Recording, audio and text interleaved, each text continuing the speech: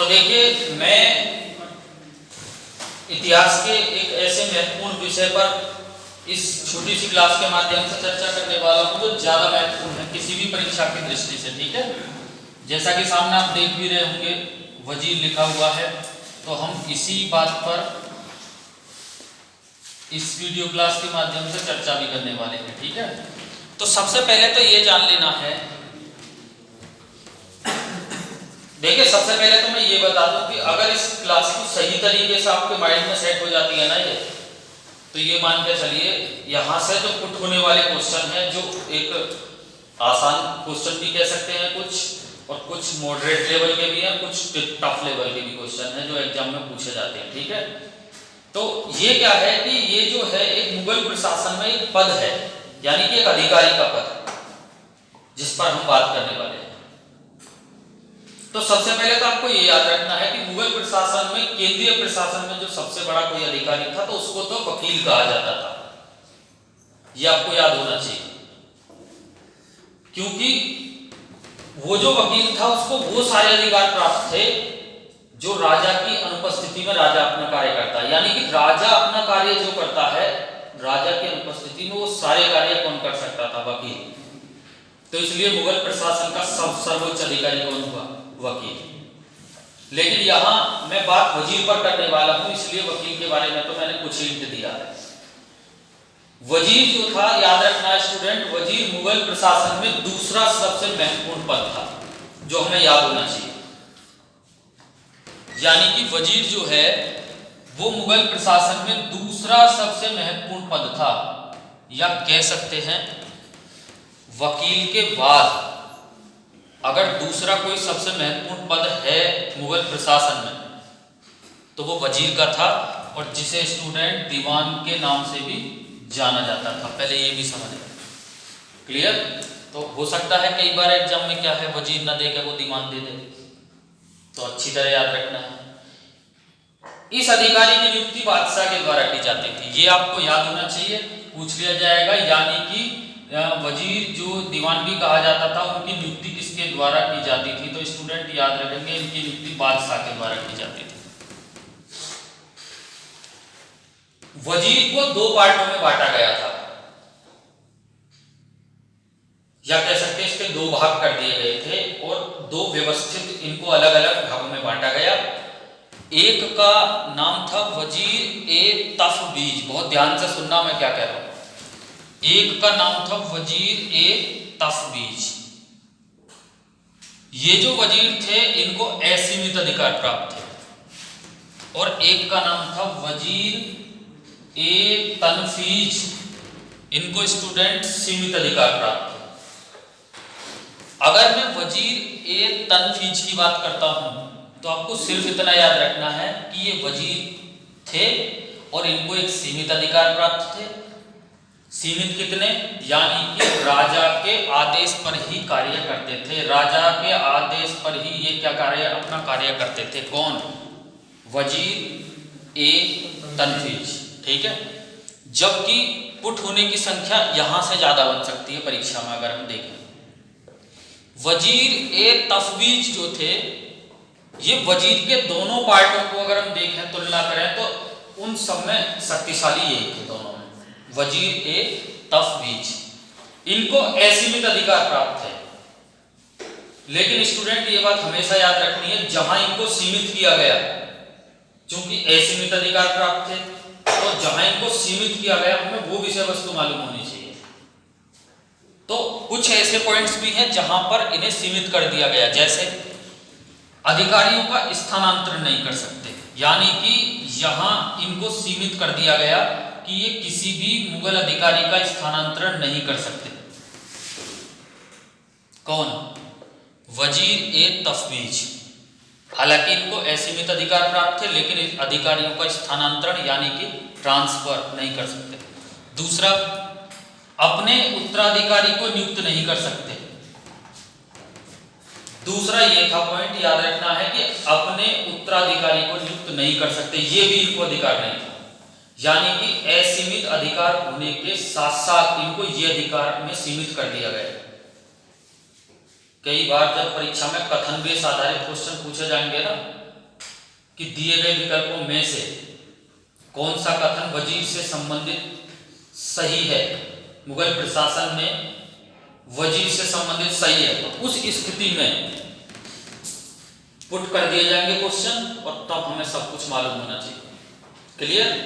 लेकिन इसके अलावा इनके कार्य क्या थे, बहुत ध्यान से सुनना है। मुगल प्रशासन में जितने भी अधिकारियों की नियुक्ति होती थी, बहुत ध्यान से सुनना, मुगल प्रशासन में जितने भी अधिकारियों की नियुक्ति थी बिना बादशाह की अनुमति के कर सकते थे। वजीर ए तफवीज, बिना उनकी अनुमति के किसी भी अधिकारी को हटा सकते थे, ये उनकी पावर थी।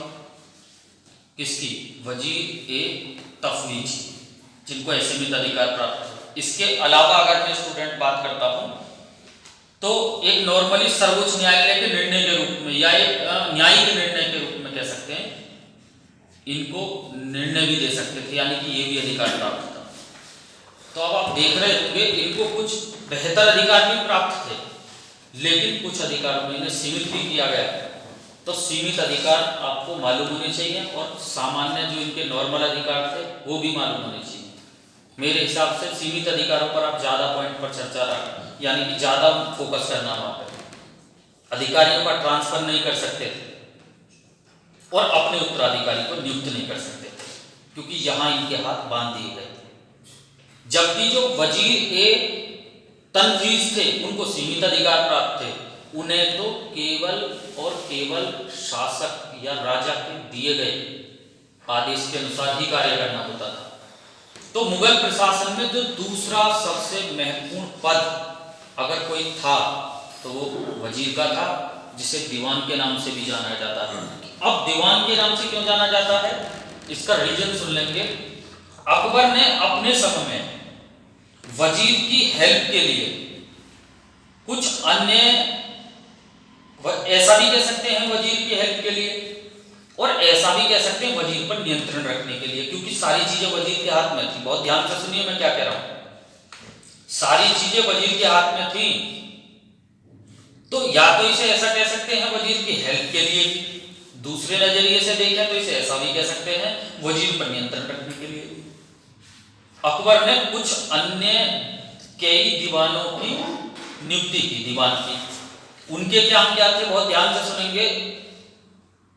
प्रत्येक दीवान का अलग काम था, यानी कि वो वजीर के कार्यों पर नजर रखते थे, ऐसा भी कह सकते हैं। जैसे कि दीवान ए खालसा, एग्जाम में ये पूछा जाएगा कि ये दीवान ए खालसा क्या है, तो पहले तो ये याद रखना आपको, खालसा भूमि का प्रबंध करने वाला, यानी कि एक व्यक्ति था। अब ये खालसा भूमि क्या थी, कई बार परीक्षा में पूछा जा सकता है। ऐसी भूमि जिसकी आय राजा के लिए सुरक्षित रखी जाती थी। बहुत ध्यान से सुनिए, ऐसी भूमि जिसकी आय राजा के लिए सुरक्षित रखी जाती थी। दीवान ए तन कौन था, ये भी एक व्यक्ति था जो कि अकबर के द्वारा नियुक्त किया गया था। इसका काम था वेतन की देखभाल करने वाला, यानी कि वेतन संबंधी देखभाल करना। क्लियर? इसके बाद आप देखेंगे यहां पर जो लिखा हुआ है दीवान ए बयूतात, ये भी एक दीवान था, यानी कि वजीर ही था। इसका काम था आय व्यय की देखभाल करने वाला, यानी कि प्रशासन में कितना आ रहा है और कितना जा रहा है, यानी कि कितना आय आ रही है और कितनी खर्च हो रही है, उसकी देखभाल करने वाला। आगे देखेंगे यहां पर एक चीज लिखी हुई है, दीवान ए तब्जी है, दीवान ए तब्जी है। इसका काम था स्टूडेंट सैनिकों का लेखा जोखा रखना, सैनिकों का लेखा जोखा, यानी कि आपने देखा होगा मनसबदारी प्रणाली जो कि अकबर के द्वारा शुरू की गई थी। तो सैनिकों का लेखा जोखा रखना, यानी कि कितने सैनिक हैं, कितने चले गए, कितने भर्तियों में, ये सब किसका कार्य था, ये दीवान ए तब्जी है, जो सैनिकों का लेखा जोखा रखता था। इसके अलावा आप देखेंगे यहां पर एक लिखा हुआ है दीवान ए सादात, इसका कार्य था स्टूडेंट धार्मिक मामलों का लेखा जोखा रखना। ये भी अकबर के द्वारा नियुक्त किया गया था। ये कई जो दीवान थे ये वजीर पर नियंत्रण रखने के लिए ही नियुक्त करे गए थे, क्योंकि पहले क्या था, सारा जो लोड था ऐसा कह सकते हैं वो वजीर पर दिया गया था। वजीर मुगल प्रशासन में दूसरा सबसे बड़ा अधिकारी था, इसलिए उसके इस वर्क को कुछ हल्का करने के लिए हद तक, या कह सकते हैं बांटने के लिए, ये कुछ व्यवस्था अकबर के द्वारा की गई। यहां से सीधे क्वेश्चन पुट होने वाले हैं एग्जाम में, अच्छी तरीके से याद रखें। अब आप सोच रहे होंगे कि क्या पूछा जाना, सिर्फ ये पूछे जाने यहां से कि दीवाने खालसा क्या था। आपके सामने चार ऑप्शन होंगे, याद रखना है।